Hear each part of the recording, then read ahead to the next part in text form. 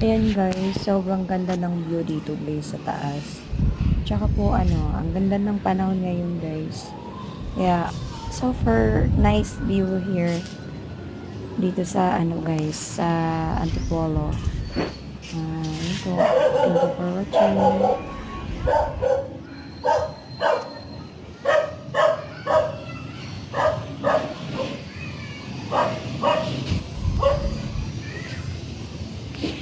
Yun guys, ang ganda talaga niya.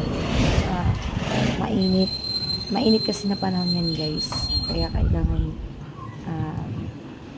din, double ingat din tayo, di ba? Pag mainit.